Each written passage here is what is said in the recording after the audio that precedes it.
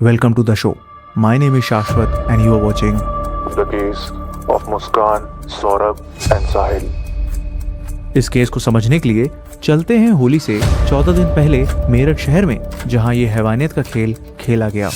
इस 3 सेकंड्स की video clip में खुशी में झूम रहा यह शख्स सौरभ राजपूत है, जो 2 साल बाद 24 फरवरी 2025 को लंदन से वापस अपने घर मेरठ स्पेशली अपनी पत्नी मुस्कान और बेटी पीहू का जन्मदिन मनाने लौटा है। और 28 फरवरी 2025 की ये वीडियो क्लिप सौरभ की बेटी पीहू के 6वें जन्मदिन की है, जिसमें उसकी वाइफ मुस्कान भी है। But the shocking part is, ये मुस्कान वही लड़की है जो शुरुआत में इन वीडियो क्लिप्स में किसी और शख्स के साथ हिमाचल में अय्याशी करती नजर आ रही है। एक है अपने परिवार को बेहतर जिंदगी देने के लिए सौरभ 2023 में अपने दोस्त के साथ लंदन चला गया था। 2 साल बाद लंदन से लौटने के बाद अपने परिवार, खासकर अपनी बेटी के साथ वक्त बिताकर वो बेहद खुश था। सौरभ अपने मम्मी, पापा और भाई से भी मिलने घर जाता, क्योंकि सौरभ अपनी वाइफ और बच्ची के साथ मेरठ के ब्रह्मपुरी में अलग घर में रहता था। 3 दिन बाद यानी 3 मार्च 2025 को जैसे ही उनकी बच्ची पीहू के 2nd क्लास के एग्जाम खत्म हुए, तो मुस्कान पीहू को उसकी नानी यानी अपने पेरेंट्स के घर, जो उनके घर से कुछ मकान की दूरी पर ही रहते थे, वहाँ यह कहकर छोड़कर आई कि वो सौरभ के साथ 4 मार्च की शाम को शिमला घूमने जा रही है। सिंस सौरभ रोज अपने पेरेंट्स के घर से ही रात का खाना लाता था, इसी वजह से जब 4 मार्च की शाम को सौरभ घर नहीं आया, तो उसके भाई राहुल ने सौरभ से डिनर के बारे में पूछने के लिए कांटेक्ट किया। तो उनके पास सौरभ का मैसेज आया कि वो बाहर घूमने निकल गया है और कुछ दिन बाद लौटेगा। 2 दिन बाद 6 मार्च को सौरभ की बहन चिंकी का सौरभ से मिलने के लिए मैसेज आता है। इस पर सौरभ उन्हें भी बता देता है कि वो बाहर गया है और होली के बाद वापस आएगा। इन दोनों की आपस में व्हाट्सएप के थ्रू ही बात हो रही थी, और इसी बातचीत में चिंकी ने पूछा कि वो अपनी बेटी पीहू को साथ लेकर क्यों नहीं गया। तो सौरभ ने बताया कि वो जहाँ है वहाँ -10 डिग्री सेल्सियस टेम्परेचर है, इसलिए पीहू की तबीयत बिगड़ने का रिस्क था। शिमला मनाली घूमते हुए सौरभ मुस्कान के साथ अपने फोन से फोटोज भी शेयर करता जा रहा था। होली के अगले दिन बहन चिंकी ने सौरभ से मिलने के लिए उसे फिर से पूछा कि वो कब लौटेगा। तो सौरभ का मैसेज आया कि उसे एक पार्टी में जाना है, इसलिए उसे खुद नहीं पता कि वो कब तक लौटेगा। भाई को मुस्कान के साथ घूमते और खुश देख बहन ने भी कह दिया कि वो आराम से एंजॉय करे। सौरभ की फैमिली में किसी को भी अंदाजा नहीं था कि असलियत में उस ट्रिप में क्या हो रहा था।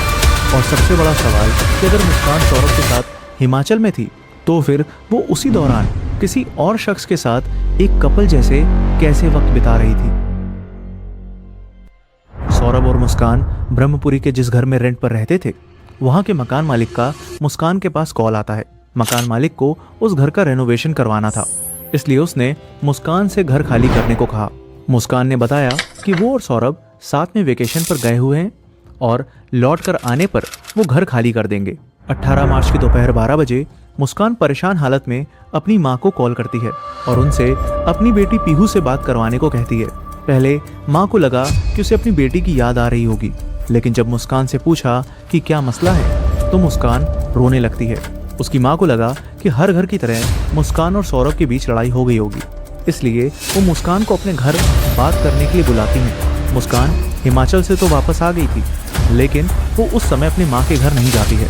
सिंस मकान मालिक ने घर खाली करने को कहा था, इसलिए वो सामान शिफ्ट करने के लिए एक लोडर भाड़े पर बुक करती है और सामान ढोने के लिए 2 मजदूरों को बुलाती है।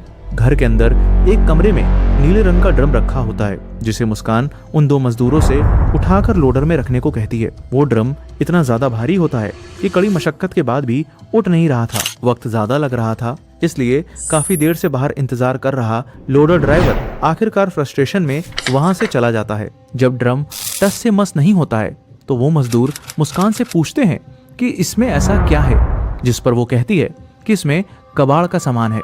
लेकिन इस बीच उन मजदूरों से गलती से उस ड्रम का ढक्कन खुल जाता है और एक अजीब सी तेज बदबू बाहर आती है। यह बदबू इतनी स्ट्रॉन्ग थी कि वहां एक पल को खड़ा होना मुश्किल था, इसलिए वो दोनों मजदूर काम छोड़कर भाग खड़े होते हैं। ये सब होने के बाद उसी दिन यानी 18 मार्च की शाम को मुस्कान अपने पेरेंट्स के घर जाती है, जो उसी मोहल्ले में कुछ ही मकान की दूरी पर रहते थे। मुस्कान को घर अकेले आता देख उसके घर वालों को लगा कि मियाँ बीवी के बीच लड़ाई हुई होगी, इसलिए मुस्कान अकेली आई है। लेकिन जो मुस्कान कहने वाली थी, वो सुन के मुस्कान के घर वालों के पैरों तले जमीन खिसक जाती है। मुस्कान फूट फूट कर रोने लगती है और कहती है कि सौरभ अब इस दुनिया में नहीं है। सौरभ को उसके परिवार वालों ने मार डाला है क्योंकि वो सौरभ पर मुझे डिवोर्स देने का प्रेशर डाल रहे थे, पर वो मुझसे इतना प्यार करता था कि वो उन्हें मना कर देता है और इसी कहासुनी में वो सौरभ का कत्ल कर देते हैं। इधर मुस्कान अपने घर में दिल दहलाने वाले खुलासे कर रही होती है कि उधर वो दोनों मजदूर काफी कशमकश के बाद नजदीकी पुलिस चौकी पहुंचते हैं और पूरा किस्सा बताते हैं। एक बंद कमरे में भारी भरकम ड्रम और उसमें से आती बदबू, यह डिस्क्रिप्शन सुन तो आज हर किसी के मन में एक ही डाउट आएगा और वो तो फिर भी पुलिस ठहरी। पुलिस तुरंत ही सौरभ के घर पहुंचती है और मकान मालिक से घर खुलवा के कमरे के अंदर पहुंच जाती है, जहां उन्हें यह नीला ड्रम मिलता है, जिसे खोलते ही सीमेंट से भरे ड्रम से गंदी बदबू फैलने लगती है।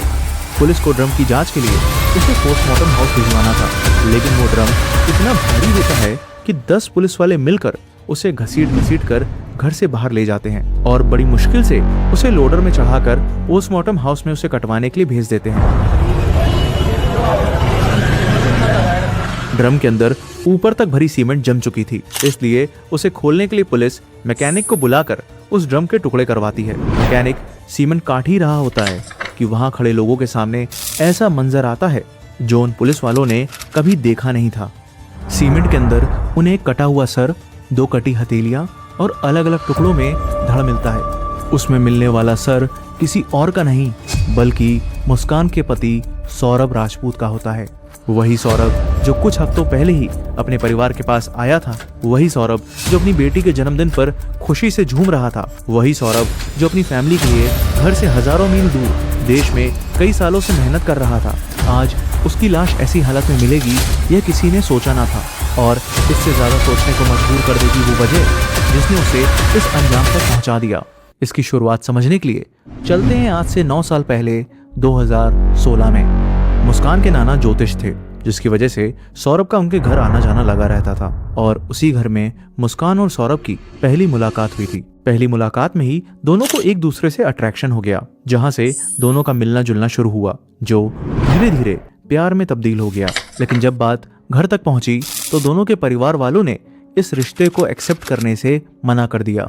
इसलिए सौरभ और मुस्कान ने घर वालों की मर्जी के अगेंस्ट जाकर कोर्ट मैरिज कर ली। सौरभ उस समय मर्चेंट नेवी में काम करता था, जिसके चलते अक्सर उसे बाहर ही रहना पड़ता था। इसलिए उसने शादी के बाद मुस्कान को वक्त देने के खातिर 6 महीने बाद ही जॉब छोड़ दी।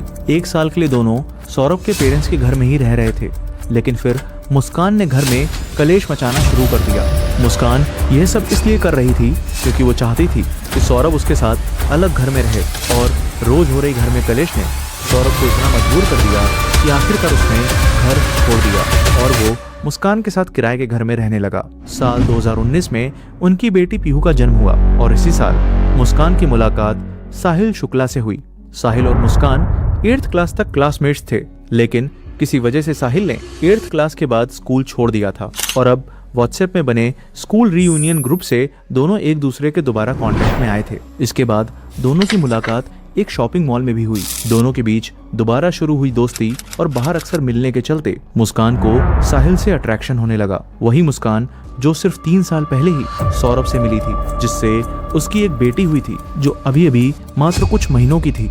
मुस्कान की रातों की छुपी हुई चैट्स, बिना वजह घर से निकलने की आदत और इस नए शख्स से करीबी ने उसकी जिंदगी को ऐसे मोड़ पर लाकर खड़ा कर दिया था जहां से अब यह किस्सा और भी अंधेरे रास्ते में जाने वाला था। एक पत्नी के साथ साथ एक मां होने के बावजूद मुस्कान ने सारी हदें पार कर दी, क्योंकि अब वो साहिल को अपने घर बुलाने लगी और यहीं से दोनों का अफेयर शुरू हो गया। और सिर्फ अफेयर ही नहीं बल्कि दोनों साथ में मिलकर हर तरह का नशा भी करने लगे। साहिल का मुस्कान के घर आना जाना लगातार बढ़ रहा था। पहले तो किसी ने ध्यान नहीं दिया, लेकिन धीरे धीरे उनका वक्त गुजारना, देर रात तक एक साथ रहना और नशे में डूबना, आस पड़ोस में सभी को इस बात की भनक लगी गई। और जब मकान मालिक को पता चला कि एक शादीशुदा औरत जो अपने पति की गैर मौजूदगी में रोज किसी दूसरे आदमी के साथ घर में अकेली नशा करती है, तो उनसे रहा नहीं गया और आखिरकार उन्होंने सौरभ को सब कुछ बता दिया। सौरभ को जब इस बारे में पता चला तो एक पल तो उसे इन सब बातों पर विश्वास नहीं हुआ, लेकिन जब उसने मुस्कान के फोन में साहिल के साथ हुई उसकी चैट को पढ़ा तो उसकी दुनिया ही हिल गई। जिस लड़की से उसने बेपनाह प्यार किया था वो उसे यूं धोखा दे रही थी। सौरभ को अपनी वाइफ के कैरेक्टर और ड्रग एडिक्शन के बारे में पता चल चुका था और जब सौरभ ने इस बारे में मुस्कान से कन्फ्रंट किया तो मुस्कान ने झगड़ना शुरू कर दिया। दोनों के रिश्ते में कड़वाहट तो आ गई थी, लेकिन मुस्कान को इसमें अपनी कोई गलती नजर नहीं आती थी और ना ही उसे कोई गिल्ट था। आलम यह था कि मुस्कान अब घर के किसी भी काम में हाथ तक नहीं लगाती थी। घर की साफ सफाई और कपड़े धोने से लेकर खाना बनाने तक सब कुछ सौरभ ही करता। अपनी बेटी का मुंह देखकर वो कुछ वक्त तक तो सब कुछ चुपचाप सहता रहा, यहाँ तक अपने माँ बाप को भी इसकी भनक नहीं लगने दी। लेकिन फिर भी जब मुस्कान का रवैया नहीं बदला तो रोज होते झगड़ों से तंग आकर आखिरकार साल 2021 में सौरभ ने डिवोर्स फाइल कर दिया। सौरभ मुस्कान को छोड़ना चाहता था, लेकिन मुस्कान के माता पिता ने उसे समझाने की कोशिश की। उनका कहना था कि शादी में तो उतार चढ़ाव आते हैं और अगर थोड़ा समय दिया जाए तो सब कुछ ठीक हो सकता है। सौरभ भी अंदर से टूट चुका था, लेकिन एक वजह थी जो उसे रोक रही थी, उसकी बेटी पीहू। वो नहीं चाहता था कि डिवोर्स का असर उसकी बेटी पर पड़े। इसी वजह से उसने एक और बार इस रिश्ते को बचाने का फैसला किया। शायद वक्त के साथ सब ठीक हो जाए, शायद मुस्कान बदल जाए, शायद ये रिश्ता एक नए मोड़ पर आ जाए। लेकिन जिस वक्त के साथ सौरभ उम्मीद लगा बैठा था वही वक्त उसकी जिंदगी के अंतिम दिन गिन रहा था, जिसे वो एक नई शुरुआत समझ रहा था। वो असल में उसकी मौत की एक ऐसी साजिश थी जो इंसानियत को भी शर्माने पर मजबूर कर देगी। 16 फरवरी 2023 को सौरभ जॉब करने के लिए लंदन चला गया और वो वहीं से ही अपनी फैमिली से वीडियो कॉल पर बात करता था। सौरभ के लंदन जाते ही मुस्कान को मनमानी करने की आजादी मिल चुकी थी और वो वापस उसी ढर्रे पर लौट गई। वो फिर से वापस साहिल को घर बुलाने लगी और उसके साथ नशा करने लगी। मुस्कान की ये सभी हरकतें ज्यादा दिनों तक आस पड़ोस मोहल्ले में किसी से छुपी नहीं रही और ये सारी खबर सौरभ तक पहुंच भी जाती। वो जब इसे लेकर मुस्कान से बात करता, उसे डांटता, उसे समझाने की कोशिश करता तो वो उल्टा सौरभ से लड़ने लगती और कहती कि तुमको मुझ पर विश्वास करना है तो करो और ना करना हो तो भी मुझे फर्क नहीं पड़ता। यहाँ तक अपने इस रवैये को जताने के लिए उसने अपने इंस्टाग्राम के बायो में यही लिख रखा था, आई लव माई सेल्फ। दुनिया मेरे बारे में क्या सोचती है मैं माइंड नहीं करती, मैं वही करूँगी जो मैं करना चाहती हूँ और मुझे कोई रोक भी नहीं सकता है। इन्हीं सब में 2 साल गुजर गए और नवंबर 2024 को सौरभ ने मुस्कान को खबर दी कि वो अगले साल फेब में घर वापस लौट रहा है। सौरभ के घर वापस आने की खबर मुस्कान को परेशान कर गई और उसे लगने लगा कि अब उसकी मनमानी, उसकी आज़ादी सब चली जाएगी। ना अब वो बेरोक टोक साहिल से मिल पाएगी और ना ही उसके साथ नशा कर पाएगी। इसलिए उसने यह इरादा कर लिया कि अब वो अपनी इस मुसीबत को जड़ से मिटा देगी और इसी के बाद मुस्कान ने सौरभ के मर्डर की प्लानिंग शुरू कर दी। मुस्कान ने साहिल को भी इस प्लान में शामिल किया, लेकिन जिस तरह से उसने साहिल को इस जुर्म का हिस्सा बनाया था वो कहानी भी आपको हैरान कर देगी, जिसके बारे में हम आगे बात करेंगे। मुस्कान ने साहिल के साथ ऐसी जगह तलाशनी शुरू की जहां वो सौरभ का मर्डर करने के बाद उसकी बॉडी को ठिकाने लगा सके। यहाँ तक उन्होंने अपने दोस्तों से भी इनडायरेक्टली पूछा कि अगर किसी को पूजा सामग्री गहरी गाड़नी हो तो वो क्या करें। लेकिन जब उन्हें दोस्तों से अपने सवाल का कोई जवाब नहीं मिला तो उन्होंने सीधे सीधे पूछ लिया कि अगर किसी की डेड बॉडी गाड़नी हो तो। दोस्त चौंक गए और उन्होंने उनके इस बेतुके से सवाल को इग्नोर कर दिया। मुस्कान सौरभ को मारने का पूरी तरह से मन बना चुकी थी और वो बहुत चालाकी से इसकी प्लानिंग करती जा रही थी। सौरभ के भारत आने से 2 दिन पहले 22 फरवरी 2025 को मुस्कान ने डिप्रेशन और एंजाइटी का बहाना करते हुए डॉक्टर से स्लीपिंग पिल्स प्रेस्क्राइब करवा ली, लेकिन उन पिल्स की क्वांटिटी कम थी। इसलिए उसने इंटरनेट का यूज कर अलग अलग स्लीपिंग पिल्स के नाम खोजे और उन दवाओं के नाम प्रिस्क्रिप्शन के पर्चे पर खुद से ही लिख दिए, क्योंकि ये वो दवाइयाँ बिना डॉक्टर के पर्चे के नहीं मिलती। लेकिन उसकी राइटिंग को कोई पहचान न ले, इसलिए उसने उस प्रिस्क्रिप्शन की फोटो खींच ली और उस फोटो को मेडिकल स्टोर पर दिखा। उसने वो दवाइयाँ भी खरीद ली।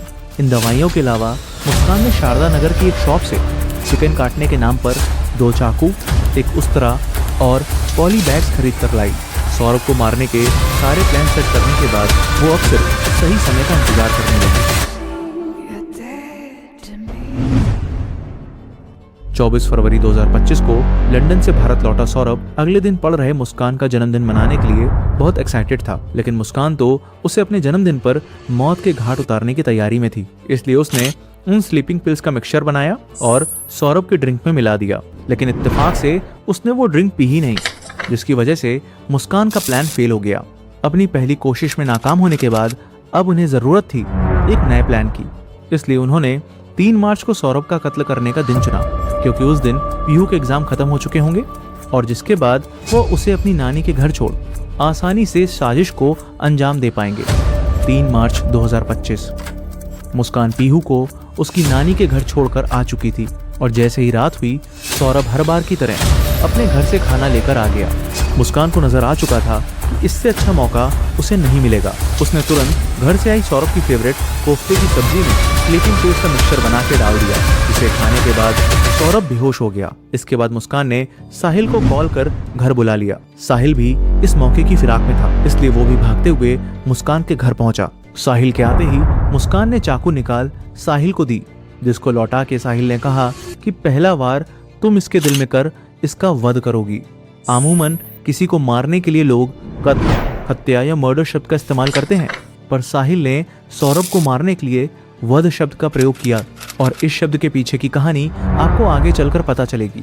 सौरभ जहां बेहोश हालत में था, वहीं मन में सनक और दिमाग में शैतान पाले साहिल और मुस्कान ने साथ में खंजर पकड़ सौरभ के दिल में उतार दिया।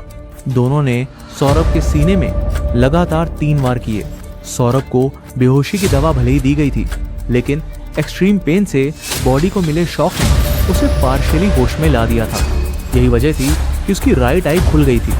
सौरभ जिस्म पर दी गई हर एक चोट के दर्द को महसूस कर पा रहा था। वो तड़प रहा था, लेकिन बेबस था। लेकिन साहिल और मुस्कान अब जो करने वाले थे वो दिखाएगा कि कैसे लोगों के बीच इंसान के रूप में हैवान घूम रहे थे। साहिल सौरभ की बॉडी को घसीटकर बाथरूम में ले गया। पहले उसने सौरभ का सर धड़ से अलग किया और फिर दोनों कलाइयां काट दी। चाकू से बॉडी के 4 टुकड़े कर एक पॉली बैग में सर और दोनों कलाइयों को भर धड़ को बेड के नीचे स्टोरेज में रख दिया। उसी बेड पर मुस्कान रात को चैन की नींद सोई, जिसके नीचे सौरभ की सर कटी लाश थी। ऐसा काम किसी इंसान का तो हो ही नहीं सकता। उधर रात के 3 बजे साहिल सौरभ का कटा हुआ सर और दोनों कलाइयों से भरा बैग अपने घर लेकर आ गया। अब जो मैं आपको बताने वाला हूँ वो कुछ ऐसा है जिसके बारे में शायद ही किसी ने देखा या सुना हो। साहिल जहाँ रहता था उस रूम के अंदर एक सेटन यानी शैतान की ये पिक्चर थी। जब हमने इस इमेज को लेकर रिसर्च की तो बेहद शॉकिंग इंफॉर्मेशन सामने निकल कर आई। इस इमेज को अगर ध्यान से देखा जाए तो शैतान के सर के ऊपर यह एक इन्वर्टेड पेंटाग्राम है, जो भगवान के अगेंस्ट डेविल का सिंबल है। इसे मानने वालों के अकॉर्डिंग इससे शैतान को शक्तियां मिलती हैं और उसी इन्वर्टेड पेंटाग्राम के चारों तरफ नंबर 6 लिखा हुआ है, जो नंबर ऑफ द बीस्ट के रूप में जाना जाता है। इस शैतान की बड़ी बड़ी सींगें और विंग्स डीमन को और स्ट्रॉन्ग बनाती हैं और उन विंग से निकलता खून और जंजीरें इस शैतान की पूजा करने वाले शख्स के दबे कुचले इमोशंस या सफरिंग को दर्शाती हैं। और इन जंजीरों से बंधा ये इन्वर्टेड क्रॉस धर्म और संस्कृति के नियमों के खिलाफ जाना दर्शाता है। साहिल ने इसी शैतान का आह्वान करने के लिए रात के 3 बजे का भी समय चुना, क्योंकि रात के 3 बजे को डेविल्स आवर के नाम से जाना जाता है, जिसमें सारी डार्क सुपरनैचुरल फोर्सेस की ताकतें बढ़ जाती हैं। यही वजह थी कि रात के 3 बजे साहिल सौरभ का कटा हुआ सर और कलाइयों को यहाँ लाकर शैतान की उपासना कर रहा था, जिसमें कटा हुआ सर वो शैतान को चढ़ावे के रूप में लाया था और कलाइयों का इस्तेमाल वो इसलिए कर रहा था ताकि सौरभ की हथेली की रेखाओं में बसी किस्मत उसकी जिंदगी में श्राप बन के वापस ना आए। सौरभ की बॉडी को कैसे डिस्पोज करना है इसका प्लान भी वो पहले से ही बना चुके थे। 4 मार्च की सुबह साहिल वही पॉली बैग लेकर वापस मुस्कान के घर आ गया और जैसे ही शॉप खुलने का टाइम हुआ तो मुस्कान सुबह 9 बजे ही ड्रम लेने चली गई और गेहूं रखने के बहाने 1100 रुपए में वो ड्रम लेकर घर आ गई। ड्रम घर पहुंचाने के बाद मुस्कान सीमेंट की बोरी लेने भी खुद ही गई। सभी चीजें इकट्ठा करने के बाद साहिल ने पहले उस ड्रम में सीमेंट का घोल बनाया और फिर सौरभ के सभी बॉडी पार्ट्स को उस घोल में डालकर ड्रम को बंद कर दिया। बॉडी को ड्रम में ठिकाने लगाने के बाद उन्होंने होम डिलीवरी ऐप का यूज कर घर पर 10 किलो ब्लीच मंगवाया और उससे पूरे घर की सफाई कर डाली ताकि कोई सबूत घर में ना रह जाए। कहने को तो दोनों भले ही नशे में डूबे रहते थे, पर ऐसे खौफनाक अपराध को दोनों ने बहुत ही शातिर तरीके से अंजाम तक पहुंचाया था। जिस दिन उन्होंने सौरभ की लाश को ठिकाने लगाया था उसी तारीख को यानी 4 मार्च की शाम को 7 बजे सौरभ के ही पैसों से मुस्कान ने 44,000 रुपए की कैब बुक की और साहिल के साथ शिमला मनाली घूमने के लिए निकल गई। 11 मार्च को मुस्कान ने साहिल को सरप्राइज देने के लिए कैब ड्राइवर से केक पर शंकर नाम लिखवा के मंगवाया। भैया आप ना मुझे केक लेके आप केक ले आना कहीं से भी, और कॉल मत करना, मुझे आप मैसेज में बता देना मिला या नहीं। और लाने के बाद ना आप हमारे रूम पे आ जाना और बोलना मेरा ये सामान है, इसे रख लो। और साहिल का जन्मदिन बड़ी खुशी से सेलिब्रेट किया। फिर कसौल जाके नशे में डूबकर 14 मार्च को होली खेली। मुस्कान और साहिल सौरभ के ही पैसों से 3 दिन शिमला, 3 दिन मनाली और 6 दिन कसौल में रुक वहाँ घूमते फिरते, नशा और पार्टियां करते। दोनों ने इंसानियत को शर्मिंदा कर दिया था। मुस्कान एक पत्नी के नाम पर कलंक थी। अपने पति की बेरहमी से हत्या करने के बाद मुस्कान को एक पल का भी दुख नहीं था। उल्टा ये मुस्कुरा के, हंस के, पूरी बेशर्मी से अय्याशियां कर रही थी। अब सवाल ये था कि जब सौरभ इस दुनिया में था ही नहीं, तो फिर मुस्कान सौरभ के साथ मनाली घूमने की फोटोज कैसे अपलोड कर रही थी? और आखिर सौरभ की बहन और भाई से व्हाट्सएप पर चैट कौन कर रहा था? दरअसल ये सारी चीजें मुस्कान के प्लान का हिस्सा थी, क्योंकि वो जानती थी कि सौरभ और उसकी फैमिली के बीच बहुत दूरियां हैं, जिसका मुस्कान ने पूरी तरह फायदा उठाया।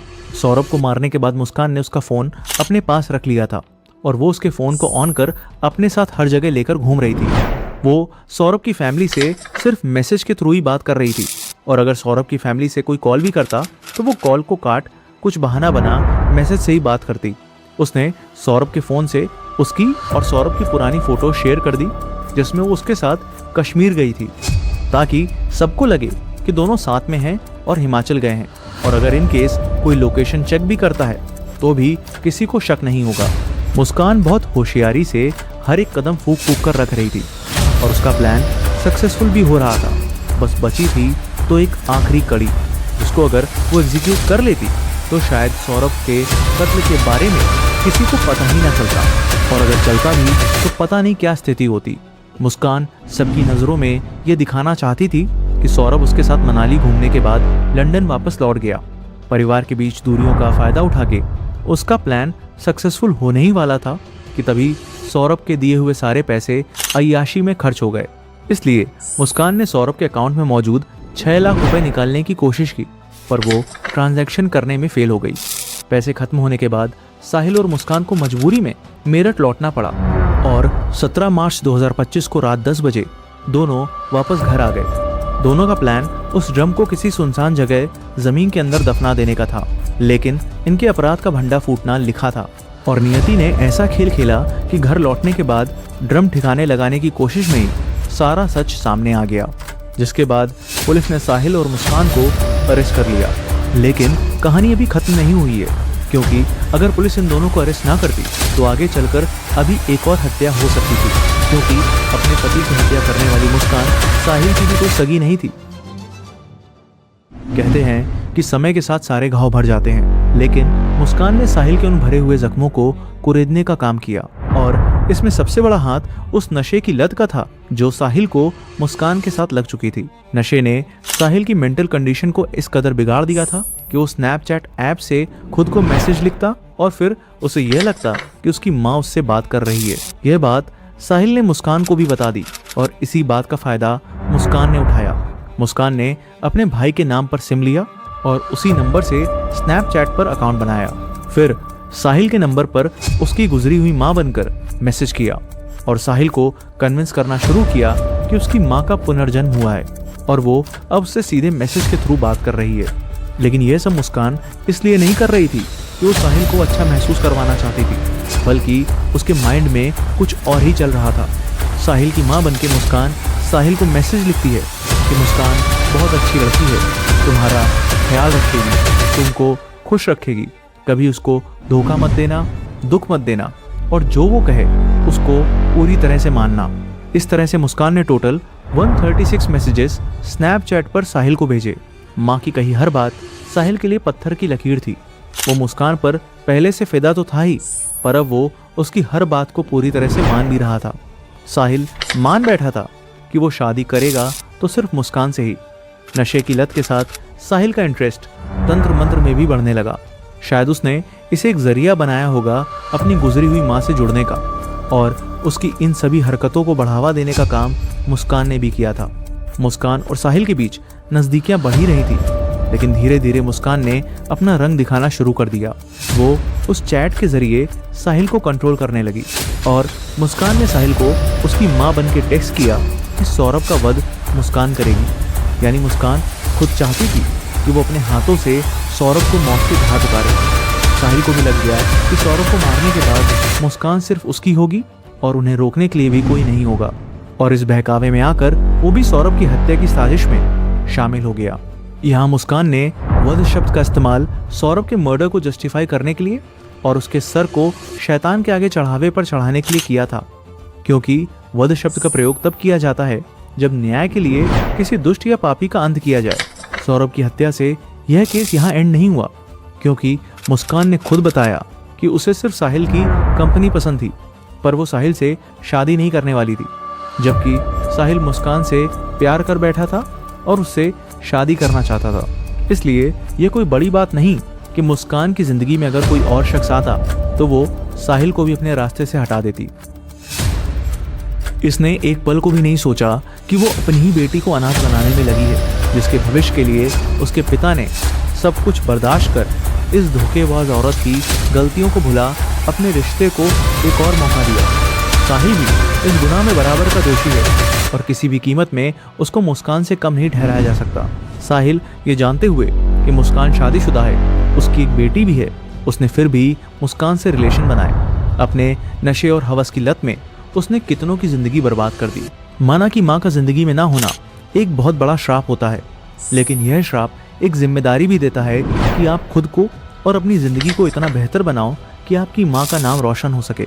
लेकिन साहिल ने तो इसकी आड़ लेकर अपनी जिंदगी में नशे के साथ साथ तंत्र मंत्र को भी जोड़ लिया और फिर ऐसे शख्स को अपनी जिंदगी में लेकर आ गया जिसने उसके इस पागलपन का इस्तेमाल ऐसे घिनौने अपराध को अंजाम देने के लिए किया। एक ऐसा अपराध कि जो माँ बाप अपनी बेटी के लिए दुनिया से लड़ने को तैयार होते हैं, वही आज अपनी बेटी के लिए फांसी की मांग कर रहे हैं। लेकिन अगर लॉ की बात की जाए तो मुस्कान का केस लड़ने की इच्छा जाहिर करने वाले लॉयर ने कुछ ऐसा कहा जिसे सुन ना सिर्फ आपको गुस्सा आएगा बल्कि दुख भी होगा। पूरे देश के जिसने भी इसके केस को सुना, हर कोई वो मुस्कान और उसके प्रेमी साहिल की फांसी की सजा की मांग कर रहे हैं और आप उनका केस लड़ने की बात कर रहे हैं, वो भी फ्री में। नहीं, फांसी नहीं होगी। सीआरपीसी में प्रोविजन है, कानून में ही प्रोविजन है, महिलाओं को कानून में रियायत दी जाती है। डायरेक्ट एविडेंस कोई नहीं है, ये कोई गवाह नहीं है कि इन दोनों ने हमारे सामने उसे मारा है। फिलहाल मुस्कान और साहिल पर बीएनएस के सेक्शन 103, 105, 238 एंड 61 के तहत केस दर्ज किया गया है, लेकिन कानून इन्हें क्या सजा सुनाएगा यह तो वक्त ही बताएगा। अगर आप क्राइम केसेस ऑडियो फॉर्म में सुनना पसंद करते हैं तो आप स्पॉटिफाई पर हमारे पॉडकास्ट को सुन सकते हैं, जिसका लिंक डिस्क्रिप्शन में दिया हुआ है। और ढेर सारा प्यार और सपोर्ट देने के लिए दिल से थैंक यू। और प्लीज़ रॉन को सब्सक्राइब कर हमें सपोर्ट करें।